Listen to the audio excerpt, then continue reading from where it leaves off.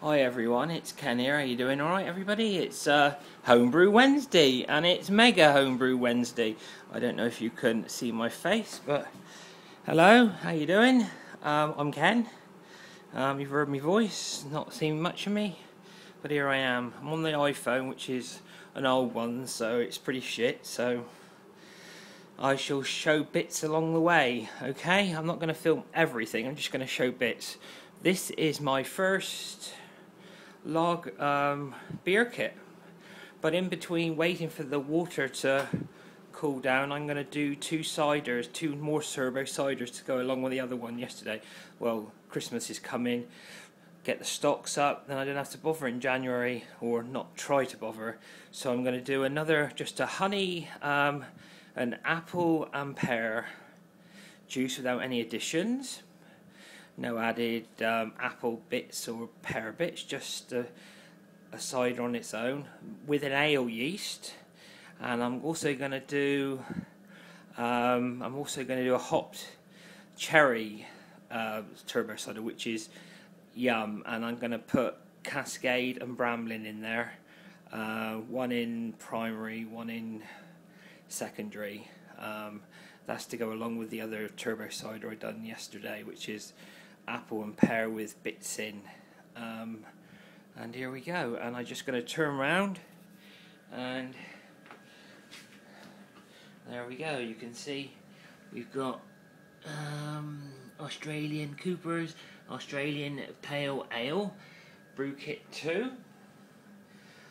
I'm going to fill up to 23 litres. I know not everybody does, but the reason for this is I'm going to add about 600 grams of honey on top of this today.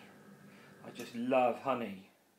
I've been making ciders, and Christ, honey's to die for.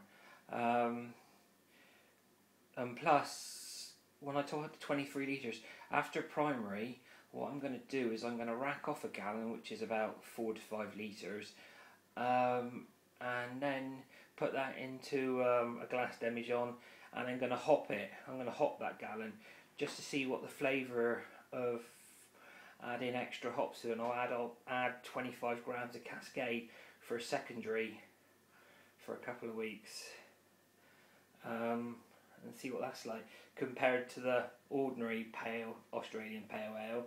I can see what a real hot pale ales. I've tasted IPAs and they're great, but as this is the first kit, I don't want to spend the 20 odd quid on the Indian Pale Ale Thomas Cooper jobby and it mess up. So I sooner just, everybody said try lager, and I don't mind lager, but I thought this ale's a bit nicer. I thought a bit more flavour, so this is what I'm going to try. So I've got my pan out.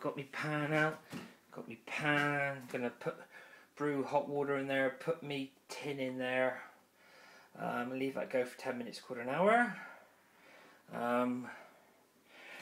The fermentation vessel, or FV, or bin, or use buckets, is there all sanitised out, sterilised, sanitised, whatever you want to call it. Got me instructions. I've written down some vague instructions from BrewingwithBill after he done one for Ciders and Wines the other week. If you've not watched it, watch reviewing BrewingwithBill on YouTube. He's a top bloke in America, really top bloke, does some real good things. And Ciders and Wines, he's a winemaker, a bit like myself. He does wines, and he's trying to get into beer, I think. Well, in time. But and there's me spoon. And I've got the water out in the car. I just picked it up from Tesco's this morning, and it's bloody freezing outside. Temperature in the car says it's 7 outside, so that's cooling down out there. Just in case I need to cool the water down, I'm just going to go out and get it, and I shall catch up with you in a minute. But here's part one. Happy Homebrew Wednesday, part one. See you in a minute.